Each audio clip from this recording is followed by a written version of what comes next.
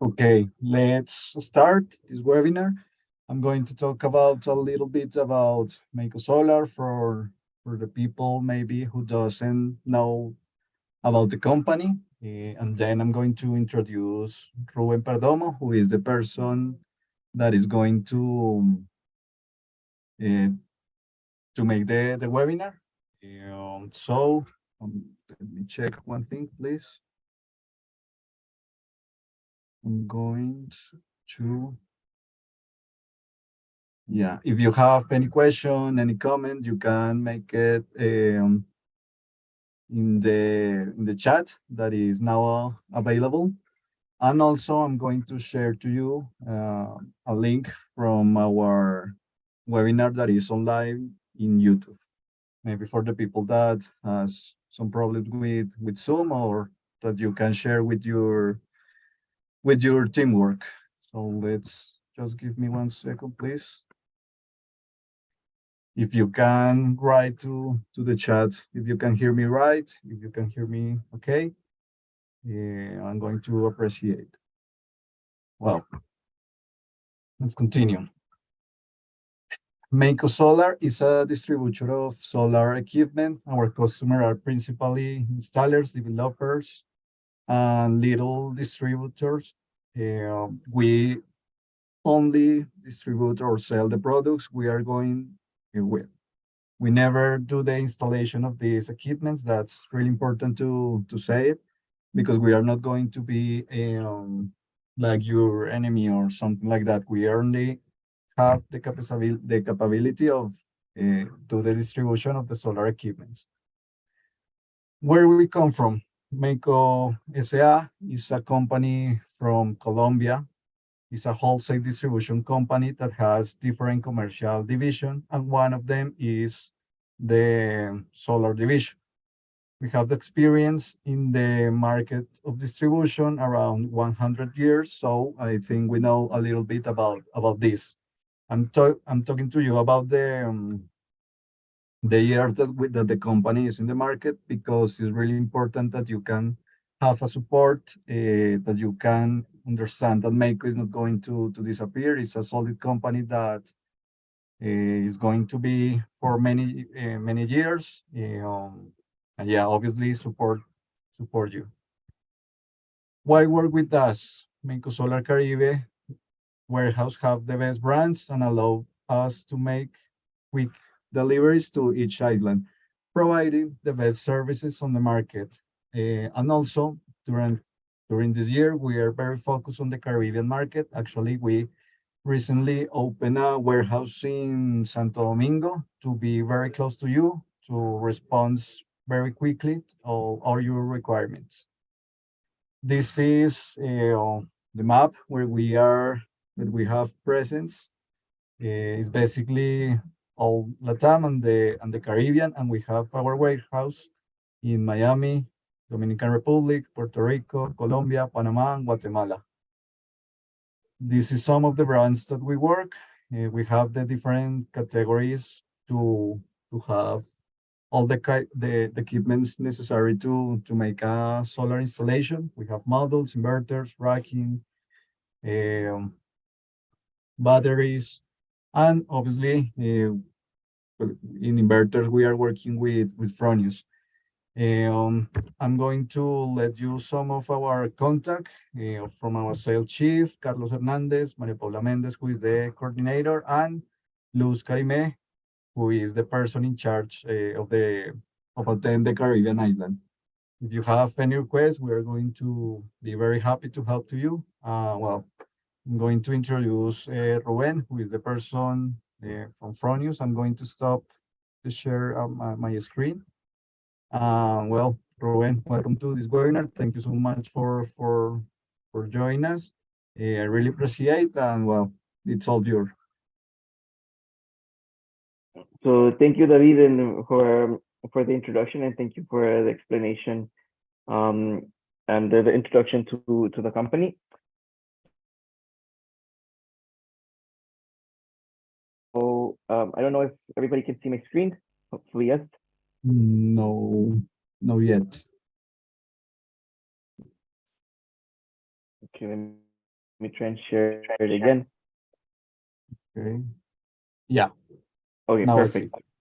Great. So yeah, I'm here. My name is Ruben Perdomo, as David said.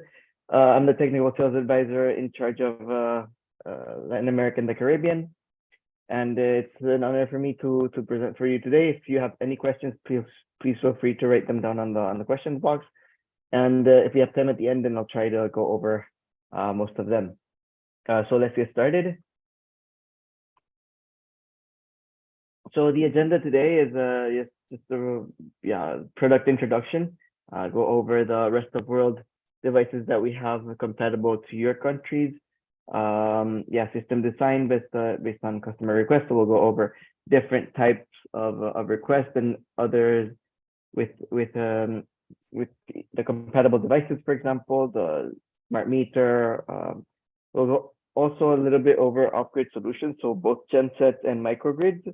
And at the end, we'll go over a system partner program where, it just allows you to have a better focus on your clients through expertise and, basically trainings through Fronius and whatnot. So just to go over just a little history of Fronius. Fronius was formed in 1945 by Gunther Fronius in Austria. He started with solar business. He started with 3 business units, where Fronius consists now of 3 business units.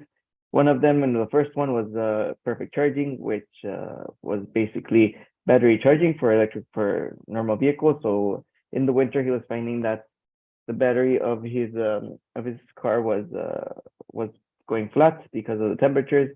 So he actually invented a device that could charge up his battery right from his home. From this, he later developed the inverse, let's say, technology, where he would use the same electronic focus and be able to transport it into the second business, which was welding. So Perfect Welding was born in 1959. And his son actually in 1992 developed the solar business unit, which is where we are manufacturing the solar devices. So basically everything stemmed from the solar inverters, and we'll go over a little bit of the product history as well. All of our devices are produced in Austria. So as you can see here, from Pettenbach, which is where Fronius was formed, to the world. So basically having our main subsidiary in Austria, and then secondary distribution or secondary, let's say, branches around the world with let's say main markets and secondary markets where we have representatives like myself for Latin America. So some facts and figures from Fronius. We own more than 1,300 patents, and we are actually increasing our workforce to 1,000 employees now, including manufacturing, with different branches opening. We are still expanding our manufacturing units. We are present in we have subsidiaries in 36 countries, and we have countries and sales representatives in 60 countries with an export rate of 92%. So most of the products that we produce in Austria, of course, sold around the world. So yeah, it's a family-owned business up to today. So basically through 3 generations now, with Elizabeth Strauss being our CEO, and the granddaughter of Gunther Fronius, basically. As I mentioned before, we have 3 business units. Our first one was Perfect Charging. The second business unit, which was Perfect Welding. Basically now we're mainly in the mobility market with robotics and car manufacturing, and solar energy, which I mentioned was born in 1992. So just to focus on our solar energy business unit, as of now, we have more than 21 gigawatts of installed inverter power, with 2.5, more than 2.5 inverters installed. Actually 30 terawatt hours of generated energy annually. This is 2022. Or sorry, 2021. 60% or yeah, 60 gigawatts of energy generated annually, and an export ratio, as I mentioned, between 95 and 96%, depending on the year. This is actually our manufacturing plant. Everything is, as I said, is designed and produced in Austria. And this is one of our main sites where we have manufacturing as well as some logistics. This is in Tablet in Austria. As you can see, the actual area is 45,000 meters squared of production facilities, and the extension up to double that now. So not 30,000, but 45,000 more square meters of new lines. That started into the construction started in 2019, and we're now finishing all of the lines. So basically, most of them are up and running. I think one is still in the process of being built, but most of it is already done. For our vision, so we have the vision of 24 hours of sun. This basically is our philosophy that we want to be a big part in the energy transition and how we can power the world with 100% renewables through energy distribution or distributed energy, sorry, and just access from renewables to be able to power our grids.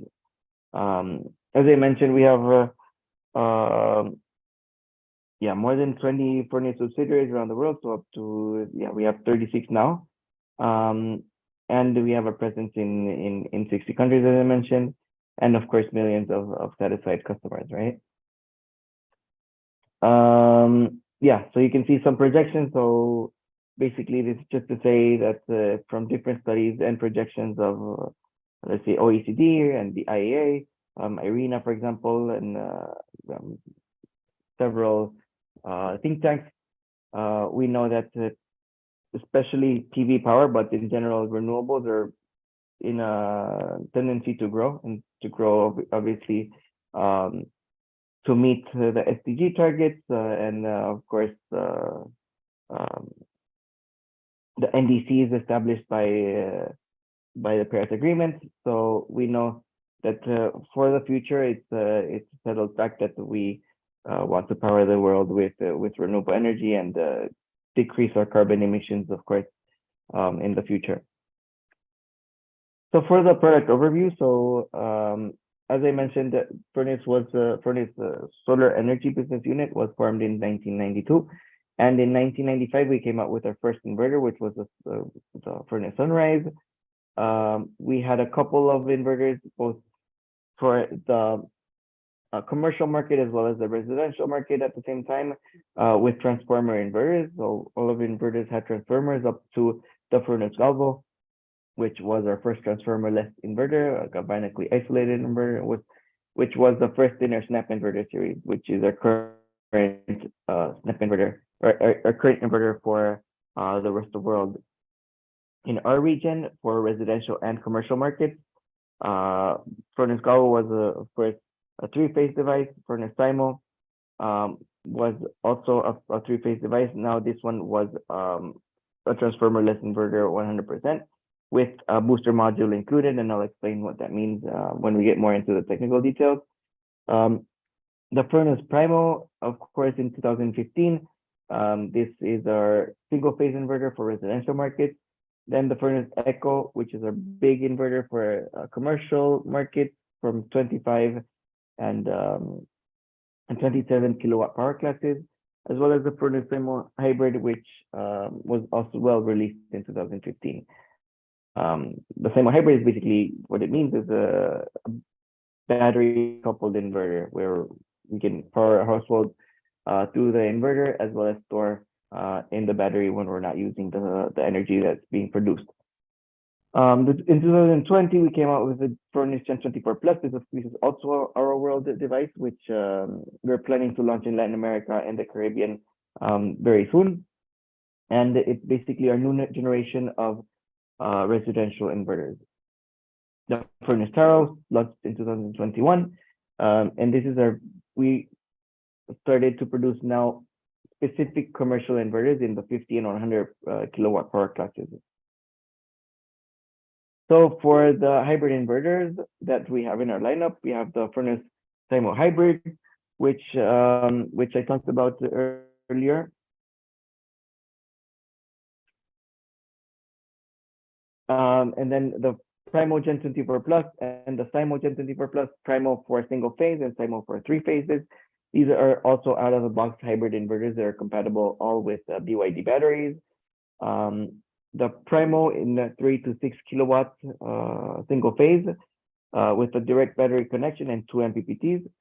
And then the Simo Gen 24 Plus is the same device, but from 3 to 10 kilowatt power classes, as this is a 3-phase device. Again, with direct battery connection and 2 MPPTs. For residential use, we have the Fronius Primo and the Fronius Simo Snap inverter. Primo again for single phase and Simo for 3 phase. From the power classes from 3 to 8 kilowatts, they come in the same size housing. Yeah, so they have 2 MPPTs as well as Simo. We have the option of turning on or off the second MPPT. And then for the bigger devices from 10 to 20 kilowatts, we have a Fronius Simo Big, so with the big housing, that's for the commercial market more because it's from 10 to 20 kilowatts, as well as the Fronius Simo Echo, which comes, as I said, in the power classes of 25 and 27 kilowatts, this with only 1 MPPT.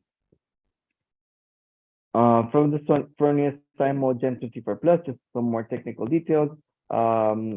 Basically, the 2 MPPT inputs are within the 25 amp range, and the second MPPT with a 12.5 amp range. And from the power classes of 6 up to 10 kilowatts. And then for the Primo, the power classes are for 3 to 6 kilowatts, and the 2 MPPT inputs are 22 amps and 12 amps respectively for each of the MPPTs. For the commercial inverters, as I mentioned, we have the bigger housing. So the Fronius Simo and the Fronius Echo are basically the same device. Just the Simo brings a booster module, which allows us to boost the energy that we are receiving, or boost the voltage that we are receiving. Anything under 200 volts, and we boost it up to 600, so we can start producing energy earlier in the morning, where the irradiations of the sun is a little bit dimmer. This, of course, is the 10, 12, 15, 17, and 20 kilowatts power classes. For the 3, of course, it's a Simo, it's a 3-phase device with 2 MPPTs. For the Fronius Echo, Echo is named after the economic version of the Simo, and this basically is because of 2 things: because we only have 1 MPPT, and because we do not have the booster module. So this will kick in production at 600 volts. And then the Fronius Taro, which is our newest device and the biggest power classes that we have, 50 and 100 kilowatts for the commercial market, and from 1 to 3 MPPTs, depending on the version that we have. So we have the Fronius Taro Standard and the Fronius Taro Echo, which only comes in 100 kilowatt power classes. So as I mentioned, the Fronius Taro Echo, is 50 and 100 kilowatts. So the Fronius Taro Standard is one that comes in only 50 kilowatt power classes. The MPPT voltage range is from 580 volts to 930. This because it is an Echo device. It has 1 MPPT tracker, and then the inverter ratio can be up like an over design of up to 150%. And then the Fronius Taro Standard, this one only comes in 50 kilowatts, but you can see the voltage range is a little bit more broad, for 100 to 870 kilowatts, basically because of the same structure as the Simo Snap inverter, where we can boost. We have a booster module where we can boost the voltage to 600 volts to start producing energy at lower irradiations. And this comes with 3 MPPT trackers. We have two different variants of the furnace taro. So for the furnace taro, we have the design typology of pre-combined. So this is for a central system design where we have a pre-combination or combination boxes from the modules on the DC side through a single cable into the inverter. We also have the direct typology where we basically have a decentralized design, which optimally would be placed closer to the panels, and we have direct connections within the MC4 plugs. So you can see the differences here, the pre-combined and the direct version. So what are the differences? The central system design of the pre-combined, you can see has bigger inputs, DC cables of up to three DC cables per MPPT of 95 millimeters squared. Of course, we have what we are calling V terminals, where we are having a clamps that are clamping onto the cable. So depending on the sizes, we can adjust through these V clamps what cables we can have. So on the AC side, we can have a thicker cable of 240 millimeters squared. For the decentralized system design, the direct variant, we have direct MC4 connections integrated. And we can see here for PV1, PV2 respectively, even PV3 for the three MPPTs. All string fuses are integrated for the decentralized design. And again, the AC cable is up to 240 millimeters squared. We have on the AC option, we have single core cables for 5 inputs. So we can have 5 M40 cables of 15 millimeters squared or 15 millimeters in diameter and up to 28. These, of course, are single core cables. Multi-core cables, where we're coming in with a single input from 16 millimeters in diameter up to 61. And of course, this is for only one cable. And we have the option to have AC-DC chaining on the AC side. For the inverters, this means that we don't need to go from all of the inverters to a combiner box for the AC cables. We can just directly AC-DC chain up to 200 kilowatts. So basically, we can do 450 kilowatt taros or 200 kilowatt taros. And this, of course, can mean savings on cabling, of course, depending on where we locate the device. So we can be very strategic about what typology we can use and take benefit from the savings that we can have in the AC-DC chaining. As I mentioned again, so you can have up to four Taro 50s, so up to 200 kilowatts. And this is basically to have fewer components. So we don't need any AC distributed cables, or and we only have to have one AC isolator. So this, of course, at the end of the day, just reduces BOS cost. All of our devices are tested for the loads that we'll receive during transportation and like their life cycle of the inverter. So mechanical load tests for the inverters that will be put on a mounting plate, for example. Substrate test for the devices that will be closer to the seat. Infrared test to detect hot spots of all of the inverters that we are shipping. Shipping test because most of our inverters are being shipped around the world. So we do realize shipping test, vibration test for the devices. Freezing test for those that the devices that are put under harsh temperatures, and then the reliability test where we're testing the waterproofing of the device, for example. So all of our devices are meant to be easy to install and service as well. So this is very important. It's a core focus of what we do at Fronius. Basically, what we want to do is have the least amount of intervention from the installer. So just a simple snap-in process for both the Gen 24 and the snap inverter. That's why it's called snap-in, because basically we have two components, a wall mount that we are attaching to the wall, and then the electronics in the housing will snap in to the wall bracket easily. So one person is can do the installation for a residential device, and we suggest 2 people because they're a little bit heavier for the commercial size devices. Again, we're the snap-in concept, basically, we have here the light wall bracket. This is anodized aluminum bracket. You can see there's no electronics here. So this housing here on the picture on the left. The only thing we have here are the terminals for the cables. So AC coming in and DC coming in and AC coming out. And then a DC disconnector switch at the left-hand side. And we have some hinges at the top where we're placing in the inverter and attaching it in the snap-in process. So installation can be done by one person. And as we have the disconnector switch, all of the components are safe to touch because the inverter can only be turned on once it has been closed. For servicing, basically, it's we try to benefit from the concept of the snap-in, where it's so easy to plug it in.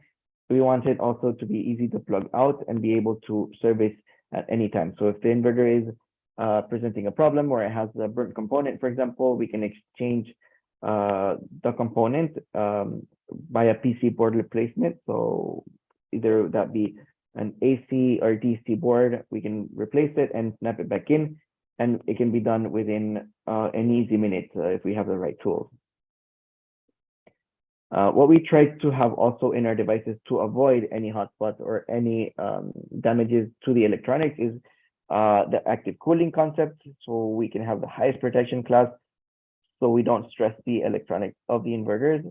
And this allows us to have an installation site range of, or a wide range of installation sites. Doesn't matter if it's too hot or too cold. And we also have a protection class of IP65 for the residential inverters and IP66 for the commercial ones. The active cooling, what happens is prevents hotspots, which brings a longer lifetime because there's less stress, as I mentioned, to the electronic component, and we have less yield losses because we don't have to deramp or derate the amount of energy we're producing in order to reduce the heat being produced by the device.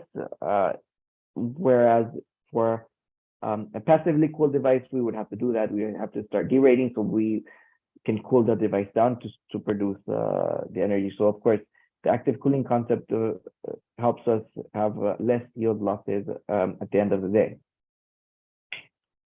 So the cooling concept combination of passive and active cooling. So we have a heat plate inside on the back side of the inverter for the snap inverters, and on the front for the Gen 24. We have one or two fans inside, depending on the inverter, and then one or one fan outside, and then one inside the electronic component, just to be sure that we're circulating the hot air within the device, and then driven upwards through the heat plate to dissipate that heat that is being generated inside the inverter. So airflow, as I mentioned, is from the right side to the top. So this means that we can mount inverters side by side with a minimum distance of 100 millimeters, and we'll go over clearances in the installation part of the webinar. So for power derating, which was what I was talking about before, so an example of active versus passively cooled devices. When we have an active cooled device, we're actually able to avoid derating at higher temperatures. Whereas the passively cooled devices, you can see here at 30 degrees ambient temperature, would have to start derating in order to maintain its internal temperature at workable levels. Actively cooled devices don't have to do this at up to 50 degrees ambient temperature. So the advantages of actively cooling, of course, the derating behavior. So temperature derating is dependent on temperature and the DC string voltage. So we're able to maintain DC voltage for a longer time throughout the day within higher temperatures. At 75 or 80 degrees, the heat sink output power will be reduced. So there is a limit but it's a very high limit of temperature where we would have to derate and even reduce power for the inverter or shut it down. If the temperature rises even more, then of course the inverter will shut down in order to protect all of the electronics. So it has several protections after it even gets hotter than 75 degrees ambient temperature, for example. For design or design flexibility, we have many concepts where we can have strings of up to 6 modules, 3 for the single MPPT devices, or up to 24 modules possible per MPPT. So we have 2 MPPTs for independent string configuration. So we have different orientations. We can take advantage of this and maximize our inputs to the device, and the PV generation of dimensioning of up to under 50% inverter ratio, according or respective with the energy mounted on the panel, or the power that it would be mounted on the module. We also have a solution for shading. So what happens if there's shading? Does a partial shade module affect the entire string? With Fronius, the answer is no, because we do have bypass. We do this by having bypass diodes, where we can shut down diodes within the inverter. So this is basically an algorithm that scans the whole voltage range of the devices. So for example, this algorithm we call dynamic peak manager. So it's an MPP tracker algorithm that allows us to produce maximum yield. So this locates the best operational power point. So it scans the whole voltage range and indicates which is the best working point, not generally the MPPT that we're used to, where it's the local maximum power point, but we're looking through the whole voltage range to find the global maximum power point. So you can see it better on the graph here. So you can see here a standard inverter with no shading or generation curve would look like this, like the blue curve.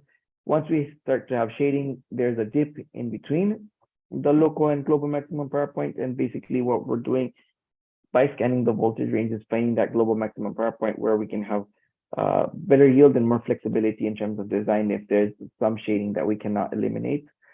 So you can see here the green area is additional yield because of the dynamic peak manager. So this allows us to have up to 15% or 7% more yield with the dynamic peak manager. Of course, this is not a lot for one day, but at the end of the day, like if you accumulate all of the days, if we're having consistent shading and that we cannot eliminate, for example, a chimney in Europe or a tray, then this of course adds up, and all of the yield that we have saved, then this translates, of course, to monetary savings.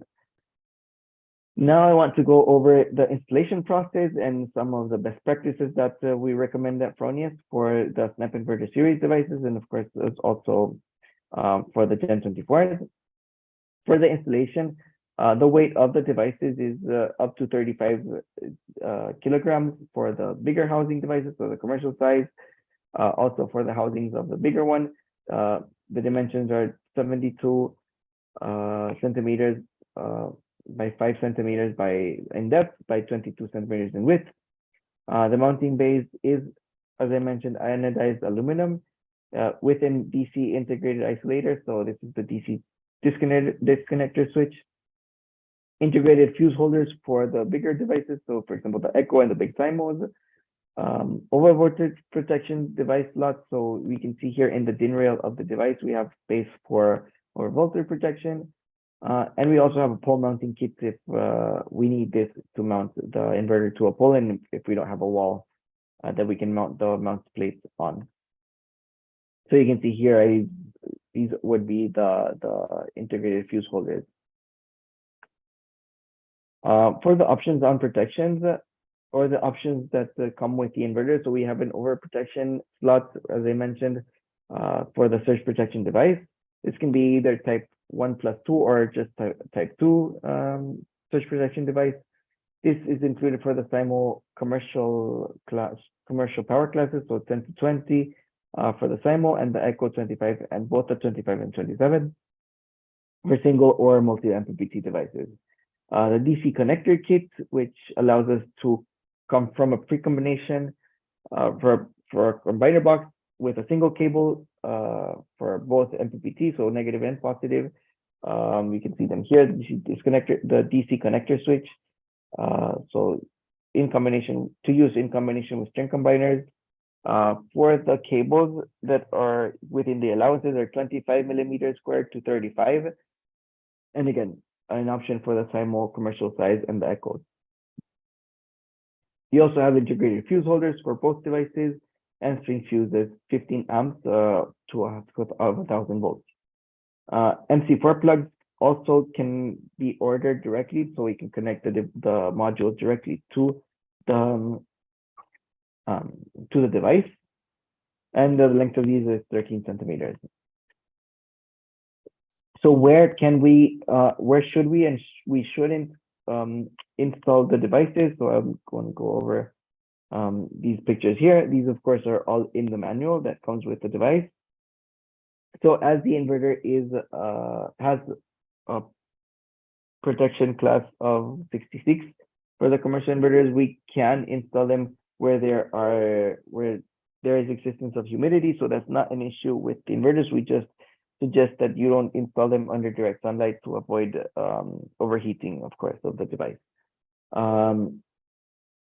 Nowhere near, let's say, industrial facilities where there are corrosive materials, for example. Since the device is actively cooled, we also suggest not putting in within livable areas because it does produce some noise. Of course, nowhere close, or where the cables would be close to farm animals, for example, because of mice that could chew on the cables. So always not avoiding farms or anything like this, but avoid having the cables within reach of certain animals.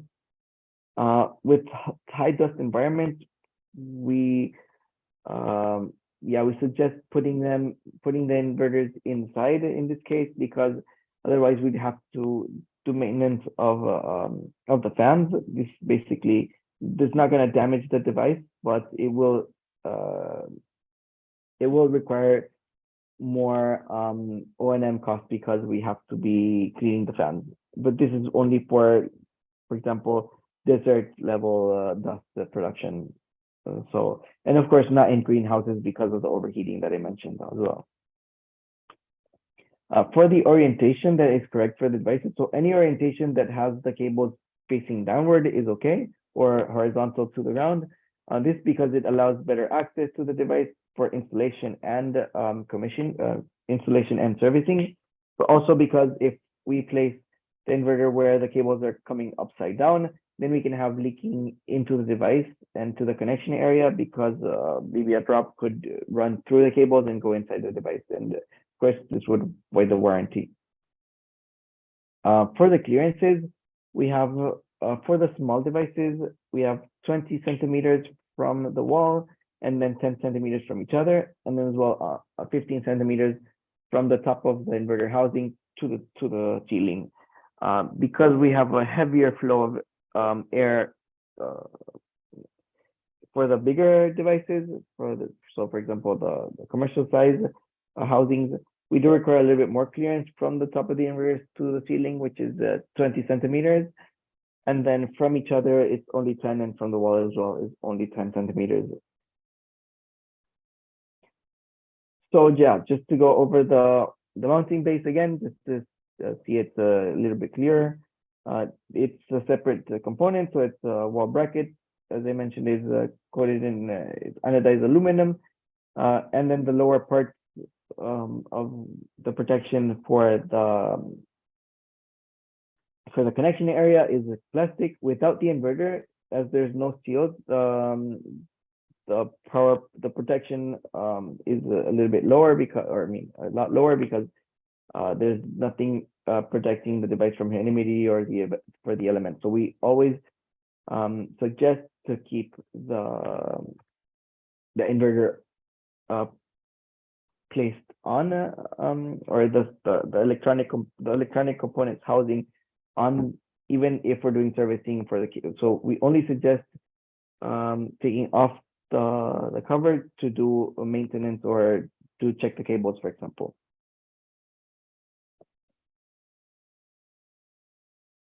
Okay. And then we can see here technical image of the dimensions of the wall mount. We also have a certain torque requirements when it comes to dealing with the inverter, because we don't want to over torque certain components that are, for example, screws can be holding plastic components and aluminum components in place together. And we don't want to over torque any of the plastic components because they might break, or might generate faults in the seal in order to protect them from humidity, for example. There are 3 installation manuals: the operational manual, which contains the information for the operating of the inverter. So the product explanation, menu navigation, settings, and troubleshooting is included with the device. The installation manual as well. And then we can have the installation manual all with the text available online as well. So you can download this from our website, of course. The DC connector unit, as you can see here, there's a DC disconnector switch, which is on the on position here. The inverter, if it's on, it cannot be removed or it cannot be snapped in. So it's very important for us to have it on the off position in order to make sure that the inverter can be snapped out or in, or the electronics housing, for example. For the cables of the housing, for the cables that can go in, the PV minus and PV positive for both MPPTs, from 2.5 millimeters squared up to 16 millimeters squared, both for AC and DC. And then copper and aluminum cables are permitted, so there's no restrictions in that sense. So this is a close-up overview of the DC disconnect unit. So you have the DC disconnect switch, the MPPT1 and MPPT2, so the plus side for both MPPTs, and then a big bar, a bus bar for the minus ports of both MPPTs are located here on the right-hand side. You see a strain relief here where we actually are putting the cables underneath the strain relief, so we can make sure that the cables aren't moving once they are connected to the screws. And then the AC screw terminals, both the ground for the inverter and then the ground for the modules, the line 1, line 2, line 3, and then the neutral cable here. And then we have some fixing screws that fix actually the connection area to the wall mounts. And you can see here how the distribution of the electronics or how the distribution of the cabling is going into the device, and then the relay switch that is or the switch that would be acting with when we turn off the DC disconnector unit. We have over voltage protection, as I mentioned, for the thermal and the echo within surge arrest surge protection devices. The element can be integrated within the DIN rail, so there is space in the housing for the protection, but there are limitations onto the size or for the size of the surge protection device. So you can see them here. Example for 2 type 1 or 2 over voltage conductor, 1 per MPPT. You can have that in the housing depending on the size, of course. DC plus and DC minus can be directly connected to the screw terminal. And yeah, the single link contact can be added to the reservo. So the reservo is the brains, let's say, of the device, which is located in the electronics component. So for the installation, we can either use the mounting on the wall or on the pole through the pole mounting kit that we also sell. And then when the inverter is mounting on the wall, the inverter has to be mounted on solid and flat surface. Of course, we have a little leverage because the screw holders can be adapted to irregularities on the wall, but overall it should be a regular flat wall. For the cables, as I mentioned, 2.5 millimeters squared up to 16, for both copper and aluminum is fine. Up to 3 strings per MPPT tracker are allowed, and then no string fuses are necessary for the devices. So you can see here on the connections area with the cables coming in. So 3 cables, 2 cables for MPPT1 and then 1 for MPPT2, and as well the same for the negative area. And then we can see here the grounds, the lines and the neutral connected already. If we have the installation set up with a DC with the bus bars that we also are also available, coming into the DC plus and minus underneath, what would be the openings for the MC4 or the direct connection? We see the DC connection area. This up, of course, is should be less than 16 millimeters squared, as I mentioned, but they're coming in opposite. So the negative would be coming in from the left-hand side and the right, and the positive for the right-hand side. This is to avoid overstressing or overbending the cable, for example. And then we also have the DC connection option for the MC4 plugs already installed in the connection area. For the AC connection area, also 2.5 millimeters to 16 millimeters squared are compatible. And then inverter may be used in TN or anti-T grade, of course. For some of our software solutions that I would like to mention in the last couple of minutes that we have, just to give you some of the applications that we have at a glance, and you can just go to the App Store and check them out. Solar Start, of course, is the application that we're using for commissioning. So commissioning of the inverters can be done either through a laptop or a smart device. A smart device, we would download the app in order to do the commissioning, and it's a very straightforward process. Basically, you're just turning on a hotspot that would be generated by the inverter and connect within a Wi-Fi access point that the inverter will be generating in order to communicate your device with the inverter. Solar Web is a monitoring app. So this is basically the basis of all of our monitoring and visualization for all of the behaviors that are present in our device. So for example, all of the production data, consumption data, and through our smart meter, we can also see what the energy that is being imported and exported to the grid. And our newest application, the Solar SOS, is a service app. This is for service and troubleshooting. So you can see the active cases that we have, like open cases that we have. Also do some troubleshooting ourselves as we're having a signal that there's an error code from the inverter. Then you can go ahead and within the Solar SOS app, see all of the solutions that the software would provide before we would call a technician and solve the issue. So this is what the commissioning app looks like. So Solar Start, you can have it both for a tablet or a smartphone. They're available for Android devices as well as Apple devices. Solar Web is a visualization, so you can see it both in smart devices as well as your computer. And then the troubleshooting or the SOS application where we can do troubleshooting.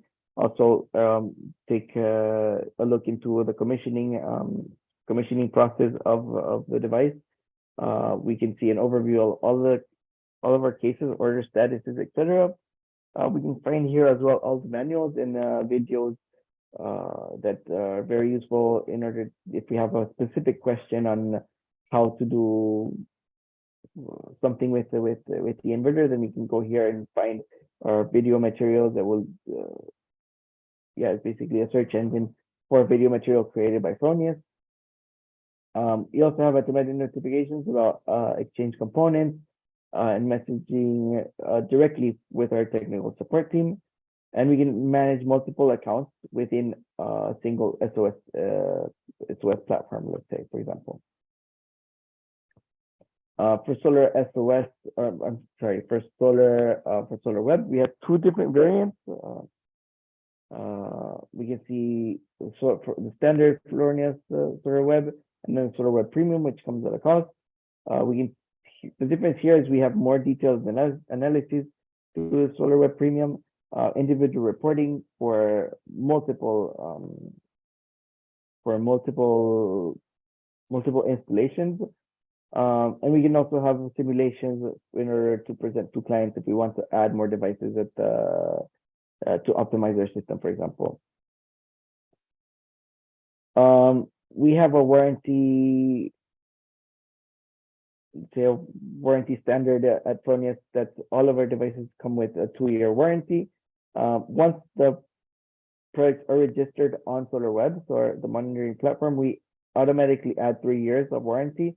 So at the end of the day, let's say all the devices, as long as they're registered, they come with a 5-year warranty, and then you're able to purchase 10 and 20-year warranties through their distribution channel.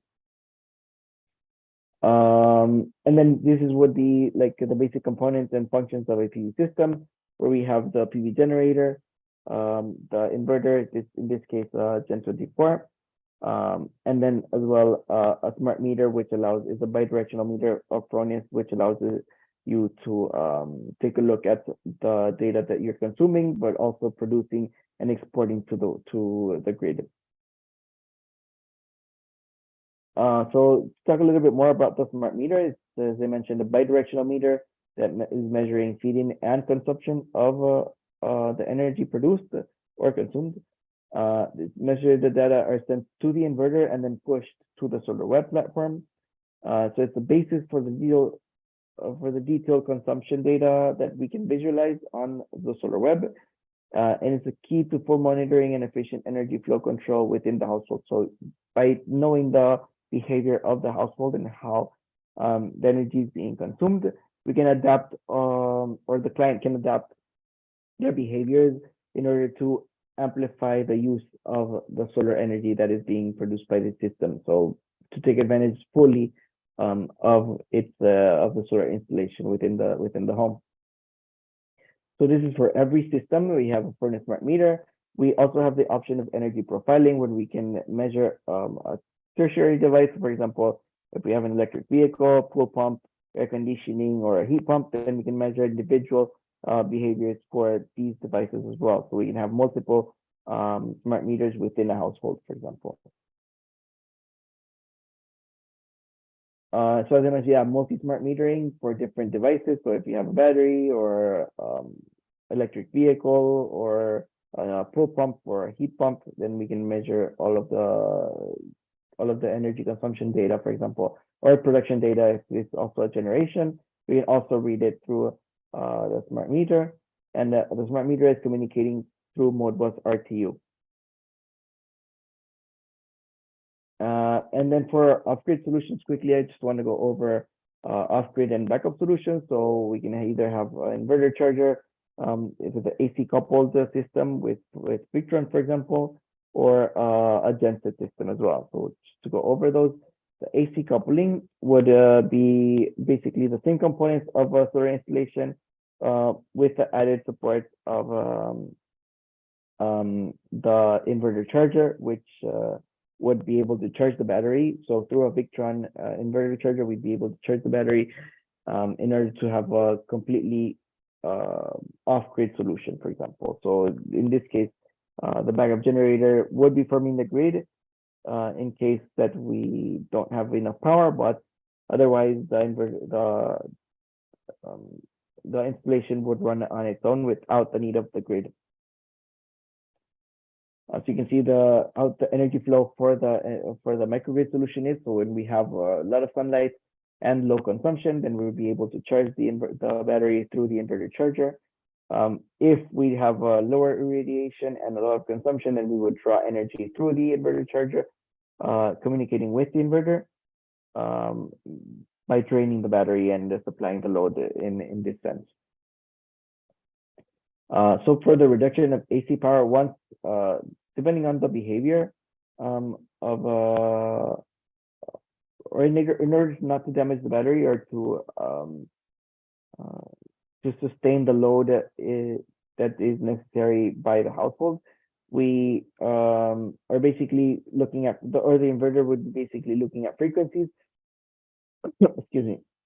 So if the frequency increases, that means that we're not using that much energy, which allows you to save a battery.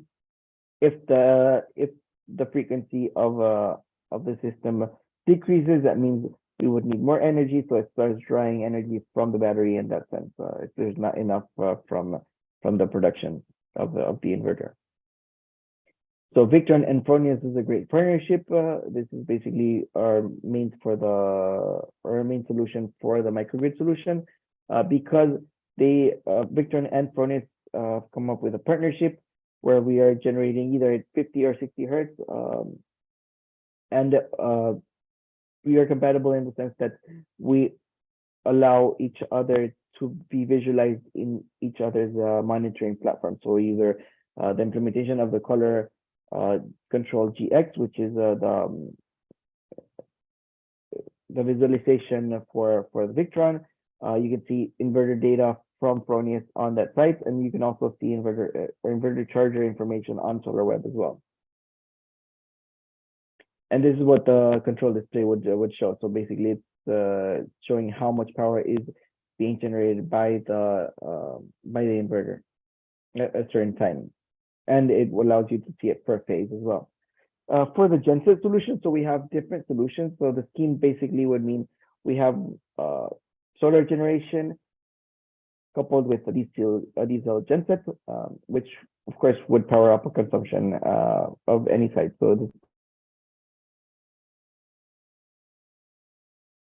this can be as well an off-grid solution in that sense. So we can have low penetration of PV, so just to reduce costs or reduce utilization of diesel to power up the diesel generator, so we can reduce costs in that way. Or we can have a high penetration of PV genset where we could use the PV genset or the diesel generator to complement the energy that is being produced by solar. So at a certain point where solar is not enough, the genset would kick in.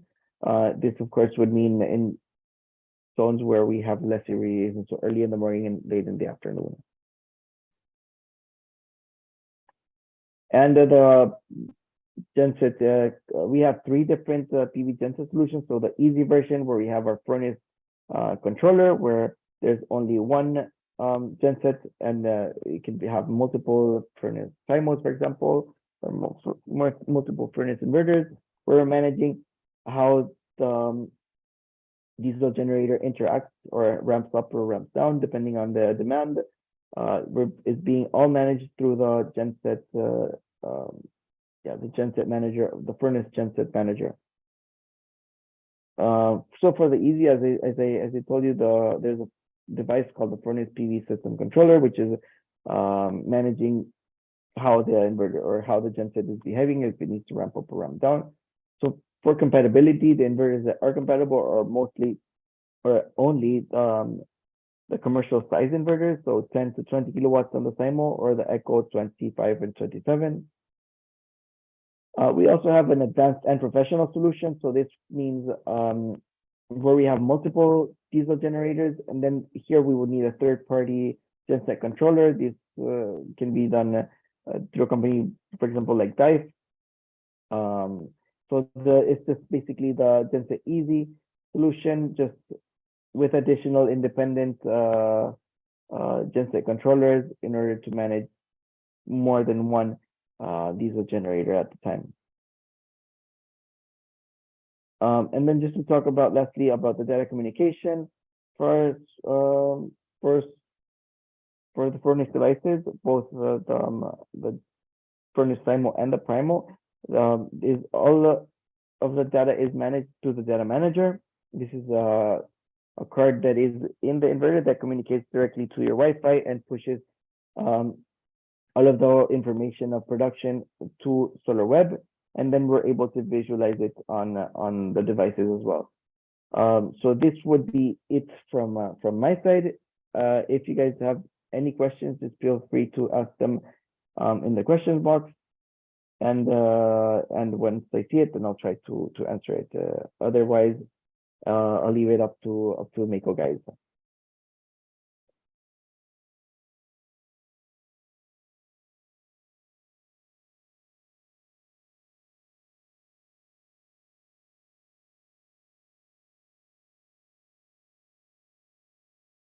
Okay, I don't see any questions from anyone, but so yeah, thank you for attending the webinar, and I hope you enjoyed it. And if Yeah.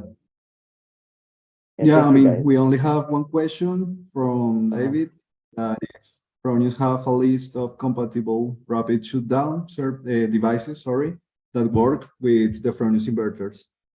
So for rest of world devices, we don't have rapid shutdown.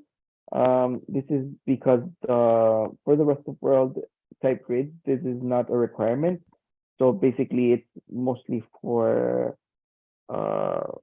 for US style grids that this is a requirement. All of our UL devices are compatible with rapid shutdown devices that would allow you to shut down at module level. For example, by communicating with optimizers, for example, but not for the rest of world devices. No. Okay, perfect, Ruben. I don't see any questions. Let me see. Yeah, we have two more questions. Alejandro asks to us, what is the lead time for the commercial inverters? So this basically depends on our distribution channel. So Mako, Yeah, I think if they have stock, yeah, they can they can yeah. make. Otherwise, it takes for us to manufacture a device. We are now ramping up stock, so it shouldn't take too long for from once a device is ordered to it being produced. It takes about 2 weeks, for example. Yeah, actually, as I said at the beginning of the webinar, we have a warehouse in Santo Domingo Mhm. that our lead times are very short. We have to see in which island is you're located, but it is really quick. So if you want, I'm going to share our contacts. Give me just a second, please. If you can write to us and we can, yeah, we can see the lead time for you in specific. We have Mhm. another question from Glenn that he asked to us, when will Fronius I deliver commercial inverter less than 550 kilowatts with 3 MPPTs? When? We actually have commercial devices with two MPPTs at the moment, which is a SIMO standard snap inverter. So this is of course less than 50 kilowatts, so it's from 10 to 20, and they come with two MPPTs. At the moment, we don't have any devices less than 50 kilowatts with more than two MPPTs. Okay, thank you. And Floyd ask if can inverter work with four three-phase 220 volts? Yeah, of course. Yeah. This is for more for the UL version devices though, for 220. Okay, Ruben, thank you so much. I think we have no more question. Perfect. Thank you for your time, for your presentation, for this incredible webinar. This webinar is also recorded in our YouTube channel. Also, we are going to send to you this webinar to your email. And if you don't have any question, I think that's going to be all. Thank you so much, Ruben, for your participation. I really Thank you appreciate it. guys. Yeah, thank you, Miko, Yeah, for the platform and for allowing us to present our products. And if you have any questions, then you can contact me through Miko. I'm sure they can share my information with you. And thank you for your time. And I hope we see each other soon. thank you so much. I hope so. Goodbye, everybody. Thank you for your assistance. We are going to have some webinars in this month. So be very attentive to our communication. Have a good night and well, goodbye.